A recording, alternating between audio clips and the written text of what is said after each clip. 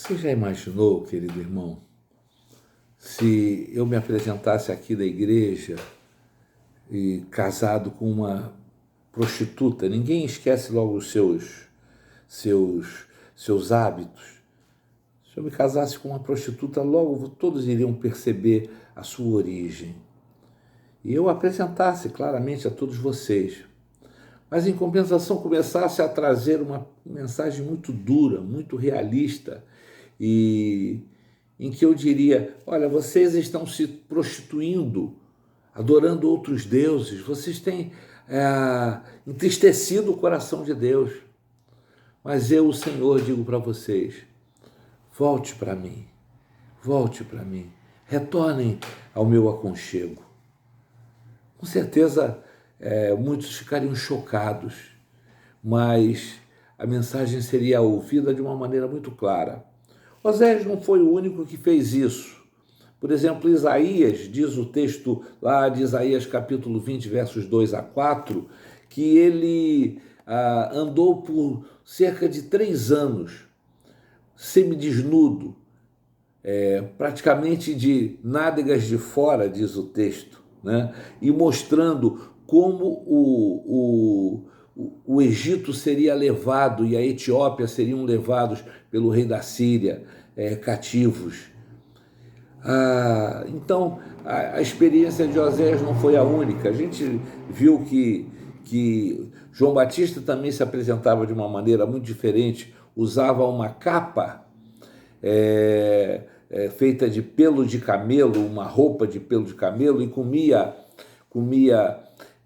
mel silvestre e gafanhotos, e morava no deserto, e tinha uma mensagem dura, confrontando principalmente a liderança religiosa daquela época.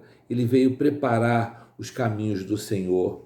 Então, o texto de Oséias é um texto muito claro, reforçando aquilo que a irmã Márcia falou já no domingo passado. Lembrem-se que a profecia tem por finalidade edificar, exortar e consolar.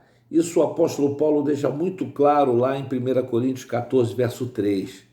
Então, para essa razão, Deus usa os seus profetas. Não é fácil a gente estabelecer quando aconteceu essa profecia.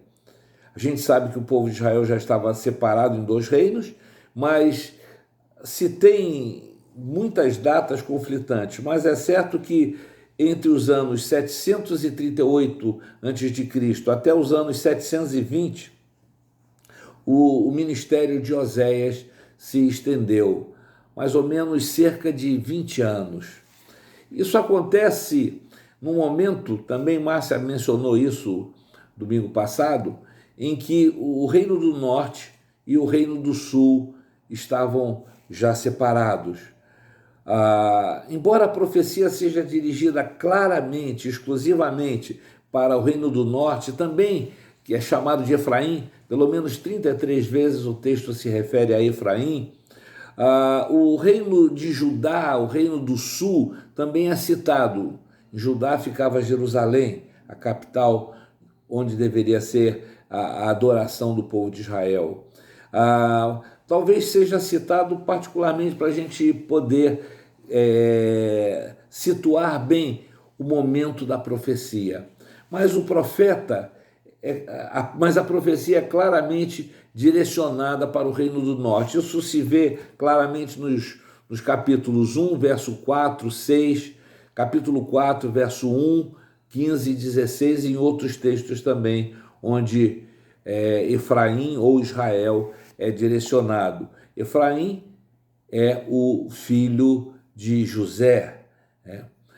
No cenário político, havia também uma grande expansão nos 2 reinos, tanto territorial como também econômica, particularmente porque o Reino do Norte havia parado de ser, como é que se diz, Ben-Hadad III, que fazia muita pressão contra eles, tinha arrefecido o seu ânimo de atacar Israel.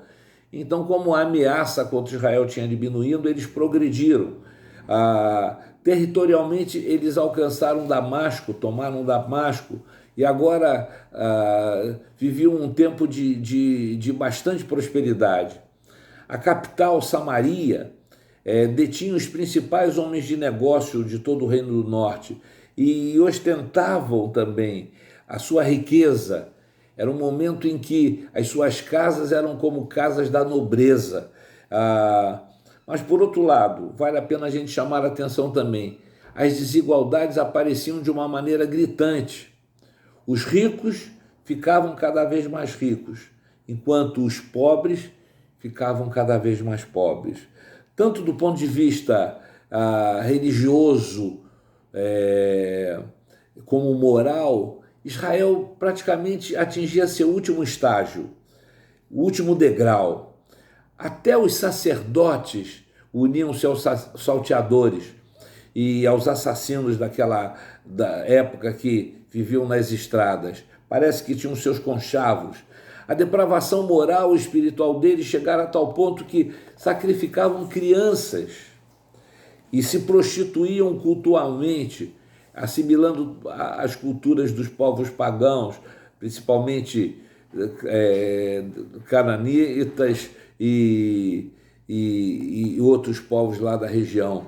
Anteriormente, Amós, que parece ter influenciado bastante Oséias, havia sido enviado de Judá para condenar Israel por sua corrupção moral, indiferença religiosa e, por isso, atender à repreensão que eles estavam sofrendo. O ministério de Amós foi curto e explosivo. Entretanto, o ministério de Oséias vai ser longo e paciente. Oséias se dirige ao povo como um pastor que implora e derrama lágrimas por um rebanho enlouquecido a caminho da destruição. Assim foi o ministério, esse longo ministério de Oséias. O povo tinha esquecido completamente a aliança feita com Deus lá no Sinai e vivia baseado na idolatria fenícia e cananita, e acreditavam em Baal e Astarote e deuses da prosperidade, da fertilidade. E na época de Jeroboão I, Jeroboão havia construído lá em Israel duas estátuas de bezerros de ouro representando esses deuses e eram objeto de adoração do povo de Israel. E os israelitas também tinham por costume subir aos altos para adorar nos altos. E também tinham as festas pagãs, onde procuravam adorar os deuses e assim terem boas colheitas e faziam rituais terríveis que afrontavam a Deus. Uma das suas práticas que tremendamente chocava a Deus era a prática do cultual de relacionamento com prostitutas que viviam nos templos. Oséias então atribui esses erros grosseiros à liderança de Israel, a liderança tanto política como a liderança religiosa. O capítulo 5, de 1 a 5, vai mostrar isso de forma muito clara. Escutem só o que diz o texto. Ouçam isto, sacerdotes. Fique atenta, ó casa de Israel. Dê ouvidos, ó casa do rei, porque a sentença é contra vocês. Pois vocês foram um laço em Mispá e uma rede estendida sobre o Tabor. Os rebeldes se aprofundaram na matança, mas eu castigarei todos eles. Eu conheço Efraim, e Israel não me está oculto, porque você, Efraim, se prostituiu, e Israel está contaminado. O que eles fazem não lhes permite voltar para o seu Deus, porque um espírito de prostituição está no meio deles, e não conhecem o Senhor. A arrogância de Israel abertamente dá testemunho contra eles. Israel e Efraim cairão por causa da sua iniquidade, e Judá cairá juntamente com eles. Veja que o verso 2 diz que se aprofundaram na matança. Uma outra versão diz: se aprofundaram na corrupção. Isso não é muito diferente do que a gente tem visto e encontrado em relação à nossa liderança política e até mesmo liderança religiosa dos nossos dias. Essa dura e difícil mensagem de Deus através do profeta Oséias, sem sombra de dúvidas, é uma grande exortação ao arrependimento, que é dirigida às 10 tribos, talvez 50 ou 60 anos antes do cativeiro, pois o cálice de iniquidade dele já estava chegando rapidamente ao seu topo, já estava cheio. A Bíblia usa muitas vezes essa expressão, quando o cálice da ira do Senhor já se torna insuportável para ele. O próprio nome de Oséias, que quer dizer em hebraico Rocheia, Yahvé, a salvação, traduz o que Deus pretendia ensinar ao seu povo. Veja que Oséias tem a mesma radical do nome Josué e também do nome Jesus, Yeshua. Oséias foi um dos poucos profetas do Reino do Norte, Israel, que deixou profecias escritas. O livro vai usar muitas metáforas e simbolismos que ilustram a amplitude do amor de Deus por seu povo. Interessante que eu apresentei um quadrinho com algumas dicas de como deve ser interpretado, espero que tenham passado antes, mas, por exemplo, eu não falei de metáfora. A metáfora é uma comparação não expressa. A metáfora não usa as palavras semelhante ou como. Quando você encontra as palavras semelhante, o reino de Deus é semelhante, o reino de Deus é como. Você está se referindo a uma símile. Na metáfora, o sujeito e a coisa com a qual está sendo comparado estão entrelaçados, mas o autor não pretende que sejam interpretadas literalmente.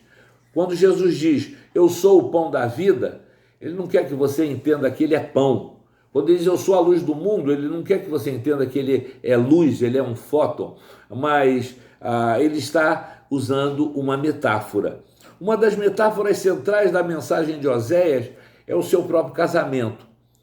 Aliada a essa metáfora está a própria experiência pessoal de Oséias, que vai se casar com uma mulher infiel, tirada da prostituição. Veja lá Oséias 1, 2 e 3, Oséias 3, 1 a 3. Devido ao adultério de sua esposa e seu subsequente empenho em reconciliar-se com ela e restaurar seu relacionamento, Oséias provavelmente vai adquirir uma visão muito profunda do relacionamento do Senhor com Israel, cujos pecados eram semelhantes à infidelidade do seu cônjuge. Usando essa metáfora, o livro de Oséias testifica o amor do Senhor sobre Israel, pois ele espera que a sua noiva infiel retorne para ele. Esse é o sentido principal do livro de Oséias. Além de descrever o Senhor como um marido devotado e pronto a perdoar, Oséias também ensinou que o Senhor é como um médico que cura. Veja lá Oséias capítulo 7, verso 1. Também Oséias 11, 3 e Oséias 14, 4. Ele diz que o Senhor é um jardineiro que cuida da sua vinha. Oséias 9, 10 e 10, 1. É um pastor que cuida do seu rebanho, Oséias 10, 11, Oséias 10, 3. Oséias ensinou a respeito do papel dos profetas, das visões e dos simbolismos, ao guiar o povo do Senhor. Veja Oséias 12, versos 10 a 13. Além disso, o livro de Oséias faz referência ao papel do Senhor como redentor redentor da morte e redentor do sepulcro. Veja Oséias 13, verso 14. Eu quero fazer um rápido resumo do livro. Os capítulos 1 a 3 vão nos falar da ordenação do Senhor a Oséias para que case com uma mulher de prostituições. Oséias escolhe Gomer e se casa com ela, e ela logo comete adultério voltando para sua vida. Desse casamento ele tem 3 filhos, Vou citar os nomes daqui a pouco. Israel, a esposa, é infiel ao Senhor, que é o marido, e aí vai atrás de outros amantes. Sua infidelidade simboliza também a adoração aos deuses falsos por parte de Israel, depois de destacar os julgamentos que adviriam aos israelitas por quebrarem a aliança. O Senhor misericordiamente os convida a arrependerem-se, a fazerem uma nova aliança com ele. Capítulo 4 até o capítulo 6, o povo de Israel rejeitou o conhecimento e a verdade do evangelho que havia recebido e cometeu grandes pecados e iniquidades. Oséias conclama Israel a retornar ao Senhor. Nos capítulos 7 a 14, por intermédio de Oséias, o Senhor proclama como vai punir o povo de Israel por seus pecados. No entanto, ele também expressa sua misericórdia e sua bondade. O Senhor relembra que tirou o povo de Israel do Egito, mas eles rejeitaram seu Deus. Por intermédio de profetas, visões e simbolismo, o Senhor então ensina e orienta seu povo. E o Senhor vai nos resgatar da morte. O povo de Efraim vai se arrepender finalmente dos seus pecados nos últimos dias. Eu quero concluir fazendo alguma menção de maneira muito especial ao capítulo 4. O capítulo 4 é maravilhoso. Oséias vai de uma maneira muito geral e eu poderia dizer clássica, discorrer sobre o seu mundo, mas ele também está falando que a mesma coisa acontece nos dias de hoje. A gente não precisa de grande esforço para interpretar e adequar isso aos nossos dias. Veja o que diz a palavra do Senhor lá em Oséias capítulo 4, versos 1 a 3. Ouvi a palavra do Senhor, vós filhos de Israel, porque o Senhor tem uma contenda com os habitantes da terra, porque nela não há verdade, nem amor, nem conhecimento de Deus. O que só prevalece é perjurar, mentir, matar, furtar e adulterar. E há arrombamentos e homicídios sobre homicídios. Parece que a gente está lendo o jornal de hoje. Por isso a terra está de luto, e tudo e todo que mora nela desfalece, com os animais do campo e com as aves do céu, e até os peixes do mar perecem. Como é claro esse texto, penso que ele dispensa qualquer atualização. O apóstolo Paulo também diz lá em Romanos 8, 22, que em decorrência do pecado da humanidade, toda a criação, a um só tempo geme e suporta angústias até agora. Essa é a realidade, porque o homem se esqueceu de Deus, o homem se afastou de Deus e o homem desconsiderou os ensinamentos de Deus. Deus então vai confrontar aquele povo distante, mas muito amado por ele.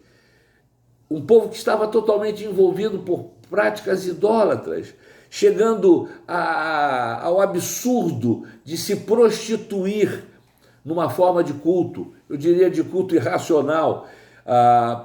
Praticavam sacrifícios terríveis, sacrifícios de crianças, até os seus próprios filhos eram sacrificados, como nos cultos pagãos, o que Deus detestava. Para Deus era absurdo isso e inaceitável. Por isso Deus vai confrontar o povo, mandando o profeta se casar com uma prostituta e de relações adúlteras e ter filhos com ela.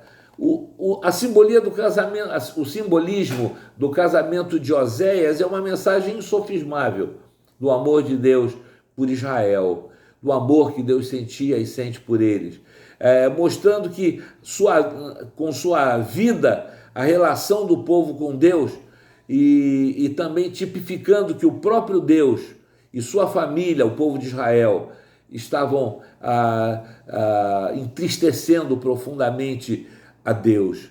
Ele casa-se com Gomer e nascem do seu casamento 3 filhos: Jezreel, que quer dizer Deus semeia; Lo-Ruamá, que quer dizer que não recebeu compaixão; e Lo-Ami, que quer dizer não meu povo. Pouco depois de ter tirado a mulher da prostituição, Oséias a vê novamente voltando à sua vida anterior de pecado e de sujeira, vendendo o seu corpo num templo pagão. Veja como é interessante. Isso demonstra o profundo amor de Deus também por nós. Veja o que diz o capítulo 3, versos 1 e 2. O Senhor me disse: vá outra vez e ame uma mulher que é amada por outro e é adúltera. Assim como o Senhor ama os filhos de Israel, embora eles olhem para outros deuses e amem bolos de passa. Assim comprei-a por 15 peças de prata e 150 quilos de cevada. Oséias vai e compra sua mulher de volta num templo pagão. Vai e novamente recompra a dívida que já estava paga. E ele assim se torna um antítipo de Cristo também. O apóstolo Paulo, lá em 1 Timóteo, capítulo 2, verso 6, fala desse preço impagável do sacrifício oferecido por Cristo em nosso lugar. Veja o que ele diz: o qual a si mesmo se deu em resgate por todos, testemunho que se deve prestar em tempos oportunos. Jesus se fez sacrifício por nós e pagou com o seu próprio sangue. Ainda Paulo, lá em 1 Coríntios capítulo 6, versos 20, nos adverte dizendo: porque vocês foram comprados por preço, esse preço de sangue. Agora, pois, glorifiquem a Deus no corpo de vocês. Paulo vai dizer que toda vez que a gente peca, que a gente até se une a uma prostituta, a gente se torna prostituto com ela. Oséias vai então mostrar como Deus pacientemente tentou cuidar dos seus filhos, colocou-os no colo, levando-os nos braços, como fez com Efraim, enquanto eles sacrificavam aos deuses estranhos, aos bezerros de ouro, e ofereciam libações às imagens de escultura e se prostituíam nos templos. Capítulo 11, versos 1 a 3 diz isso. Eu gosto muito desse texto de Oséias 11, verso 4. Diz que Deus os atraía com circunstâncias favoráveis, tentando prendê-los junto deles. Veja o que diz o texto: atraíam com cordas humanas, com laços de amor. Fui para eles como quem alivia o jugo sobre as suas queixadas, e me inclinei para dar-lhes de comer. Como esse texto é lindo. Deus faz isso conosco, sempre nos atrai de alguma maneira. Quantos de nós temos sido atraídos com cordas humanas, cordas, circunstâncias que Deus mostra para nós? Embora de longe eu possa imaginar a dor do coração de Deus, de ver o seu povo assim tão distante. Posso imaginar a dor do coração de Deus quando nos vê assim.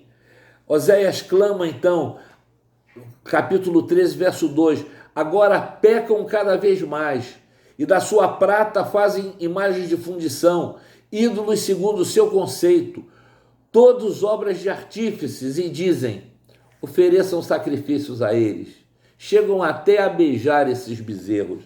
Veja aqui como era grande a dor do coração de Deus. Por isso, preste atenção no convite final que Oséias faz por sua boca, o convite que ele faz da parte de Deus. Capítulo 15, versos 1 a 7, diz assim: volta, ó Israel, para o Senhor, teu Deus. Pelos teus pecados estás caído. Tende convosco palavras de arrependimento e convertei-vos ao Senhor. Diz ele: perdoa toda iniquidade, aceita o que é bom e, em vez de novilhos, os sacrifícios dos nossos lábios. A Síria já não vos salvará, já não nos salvará. Não iremos montados em cavalos e não mais diremos as obras das nossas mãos. Tu és o nosso Deus, por ti o órfão alcançará a misericórdia. Curarei a tua infidelidade, eu de mim mesmo os amarei, porque a minha ira se apartou deles. Serei para Israel como orvalho. Ele florescerá como lírio e lançará as suas raízes como o cedro do Líbano. Estender-se-ão os seus ramos, o seu esplendor será como o da oliveira e sua fragrância como a do Líbano. Os que se assentam de novo à sombra voltarão. Serão vivificados como cereal e florescerão como a vide. A sua fama será como a do vinho do Líbano. Que texto lindo! Me emociono quando leio esse texto. Este é o chamado de Deus, não só para aquele povo, mas é também o chamado de Deus para nós, o chamado de Deus para a sua igreja. Da mesma forma que é seu ministério glorioso de chamar o homem à confissão dos seus pecados. Deus tem nos chamado a nos arrepender e a termos uma mudança radical na nossa atitude. Nossa salvação não está nas vacinas, a nossa salvação não está nas armas de guerra, nos caveirões, nas estratégias de combate ao crime, nem nos tanques, nos soldados bem armados, amados ou não, como diz a música, mas a nossa salvação está única e exclusivamente no Senhor nosso Deus, que é rico em perdoar. Sua promessa à adúltera é a mesma promessa que ele faz a todos nós nestes dias atuais. Veja o que ele diz no capítulo 2, versos 14 e 15, outro texto que eu sou apaixonado. Portanto, eis que eu a atrairei e a levarei para o deserto, e lhe falarei ao coração, e lhe darei dali as suas vinhas e o vale de Acor por porta da esperança. Às vezes nós não entendemos quando somos atraídos para o deserto, somos levados ao deserto. Talvez você esteja num deserto nesse tempo e esteja vivendo como que no Vale do Acor. Vale do Acor significa Vale da Destruição, Vale do Desespero. Mas Deus faz desse lugar terrível uma porta de esperança. E dali ele faz a gente experimentar do que as suas vinhas que representam da sua alegria. Deus quer que a gente se apresente a Ele, se apresente de mãos vazias. Quantas vezes a gente se chega diante de Deus com as mãos cheias de argumentos, cheias de desculpas, cheias de defesas que nos impedem de receber e desfrutar da sua graça salvadora, da sua graça consoladora e transformadora. Assim, chegue diante de Deus com confissão, com reconhecimento da sua fraqueza, que são a melhor forma de nos esvaziarmos e esvaziarmos as nossas mãos. Eu queria convidar você nesse final de aula a se saciar da graça de Deus. Venha, se sacie da graça de Deus. Chegue à presença de Deus e se ache no seu colo amoroso, como ele faz o convite a Efraim. Deita no colo dele, descansa no colo dele. Mesmo que você esteja enfrentando um deserto, experimenta hoje esse amor, como Deus é cuidadoso e amoroso por todos nós. Eu confesso para vocês que depois de ter escolhido o livro de Oséias, eu fiquei preocupado, porque é um livro difícil, é um livro longo, e falar desses capítulos todos rapidamente não é fácil. Mas eu queria deixar essa mensagem com vocês. E eu espero que Deus possa falar profundamente ao coração de vocês. Que vocês sejam edificados com a mensagem do livro de Oséias. Porque o Senhor é a nossa salvação. E Ele é aquele que quer nos livrar da morte e do pecado. Que Deus abençoe cada um de vocês. Vamos orar? Pai de amor, visita cada um que está ouvindo essa lição. Visita cada um que está estudando conosco os profetas menores e derrama da tua graça sobre nós, que a gente possa compreender a tua vontade. Essa é a nossa oração, em o nome de Jesus. Amém. Que Deus abençoe cada um de vocês.